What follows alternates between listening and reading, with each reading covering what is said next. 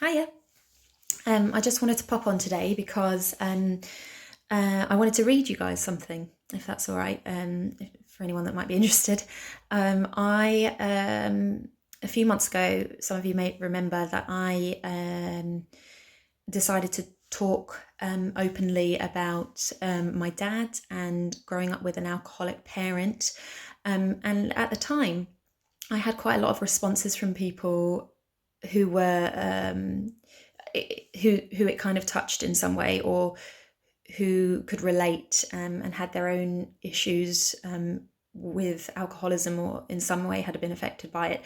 And a lot of the messages or comments that I received were of thanks for being so honest. And that's exactly why I wanted to do that at the time, was because it is something that does affect so many lives, like I said, and yet nobody talks about it. So I was really pleased and thankful that it could help in that way, even if it was just being able to say, you're not alone, and understanding, actually hearing someone talk about something that is so sensitive and ridiculously taboo, and yet you have that connection with it. So anyway, that was that was a few months ago that I did that, and I guess this would be a kind of follow on from that, because during all this quarantine, my mum's been digging through like old folders and photos and stuff, and found an old journal of mine, and in there's a poem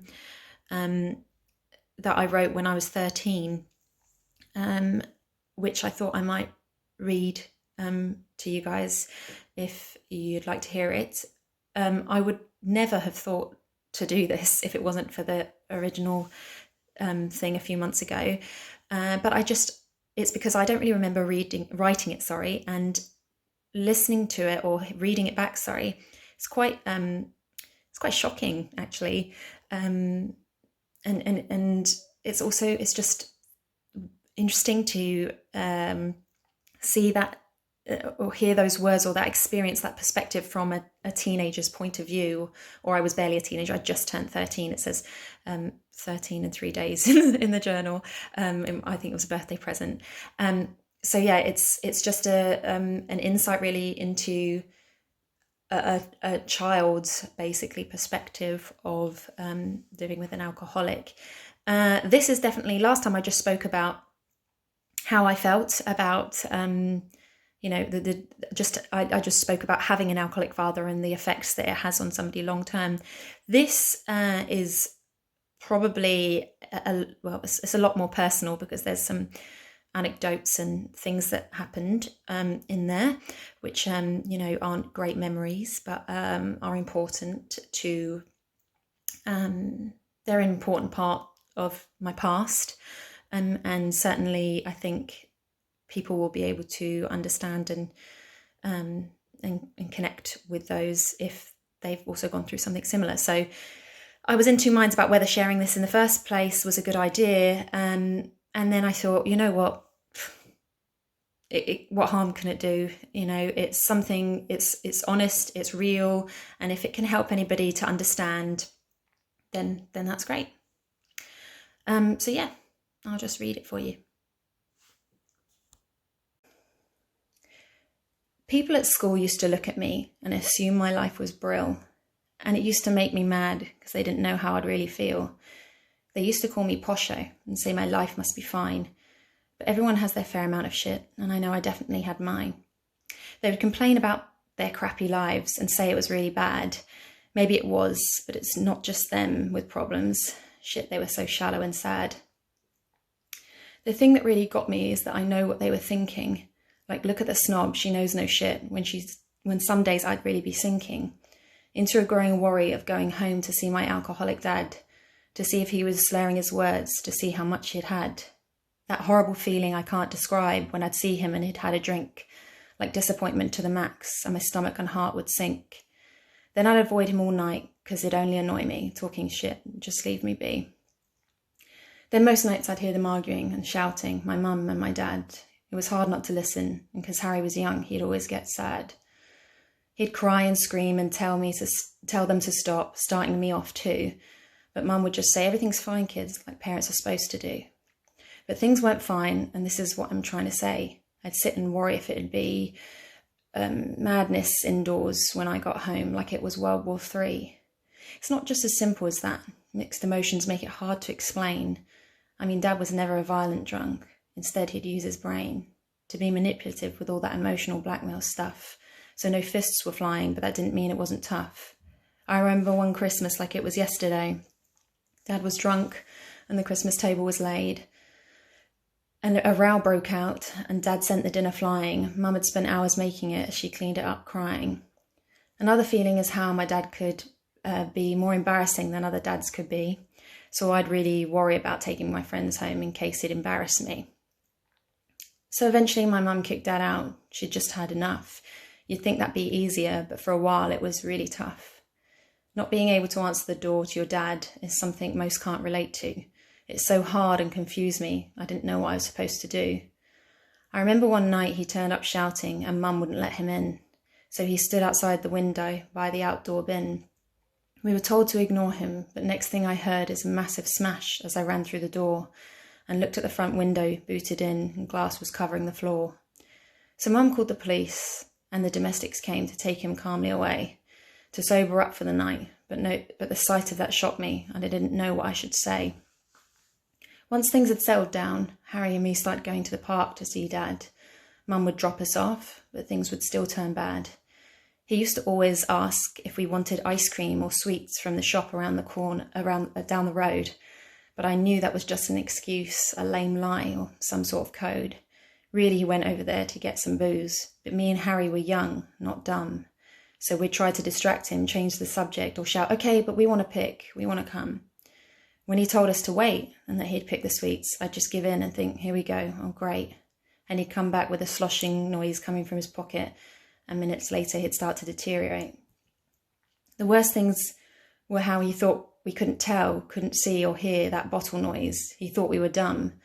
And that was bad enough feeling without having to go home and report to Mum and tell her how it went and if he'd been okay, which of course he wasn't, so he had to explain, had to say.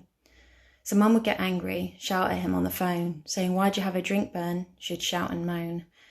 Then one day near St. Patrick's time, we went to see Dad. As soon as we saw him in the Bishop's Park, you could see he was bad. It was downhill from there. Mum was fuming. And I was worried with the prospect of what was coming and looming. We'd bought him some St. Patrick's Day gifts. I'd chosen one especially for him, but it kind of hurt because he was too drunk to even take it in. They were rowing in the middle of the park, but this was the last straw. Mum couldn't believe him, nor could I, and she didn't want us to hurt anymore. So we walked off to Aunt Dina's, but on the way we saw Dad. So we hid in a front yard, which confused me because he wasn't bad. I felt ashamed for doing that and wished everything could be normal, but that was a regular thought I had, that I wished everything could be cool. After that, we didn't see Dad for so long, about a year and a bit. But he thought Mum was in the wrong. He thought she was keeping us from seeing him, which wasn't really true.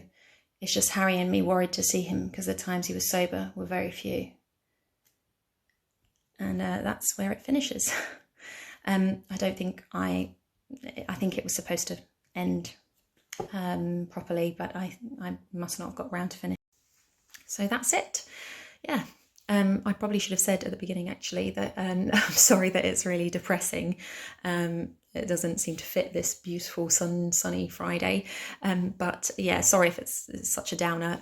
But it was, I guess, I mean, that was the reality of it at the time. As I said a few months ago, it was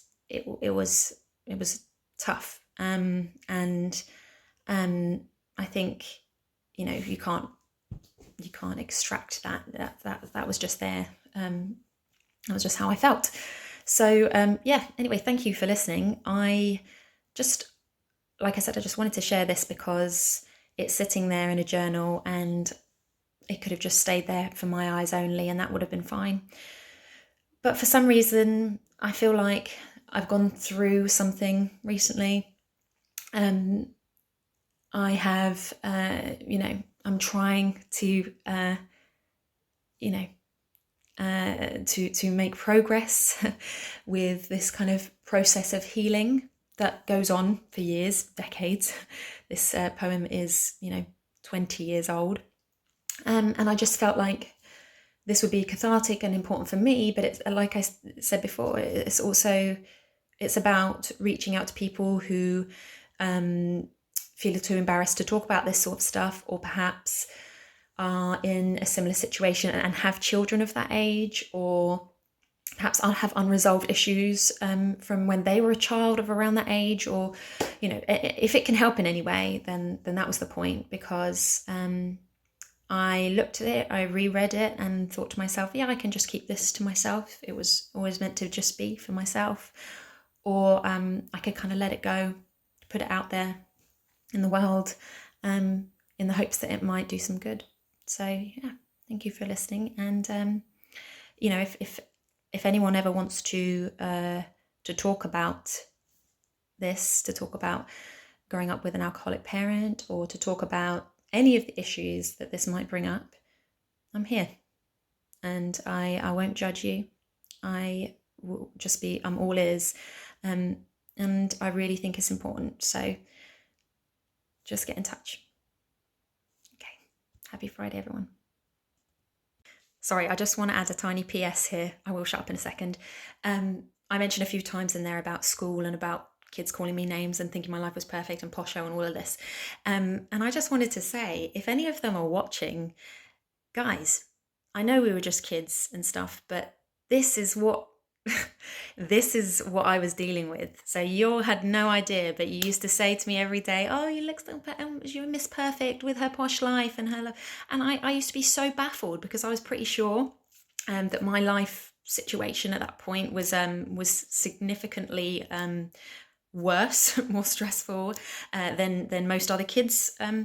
But somehow that was what you guys used to say all the time, and definitely used to affect me, because, you know, got bullied horrendously all throughout school. Not fun. And I've discussed separately how that affects people going forwards in life as well, permanent scarring. But anyway, I just wanted to say, guys, if you are watching this, you know, I know your kids, but perhaps we were kids at the time, sorry, but perhaps you guys have got kids now. And it's just important. I know people grow up and they get more sensible and they would never do stuff like that as an adult. But guys, let's teach our children it's not okay to do that kind of stuff and to assume that sort of stuff. I was drowning and all I got was bullying. And weirdly, a lot of it directed at how perfect my life seemed, which just made everything worse. So yeah, if any of you are watching, then guys, that was what was going on. Okay. And apology accepted.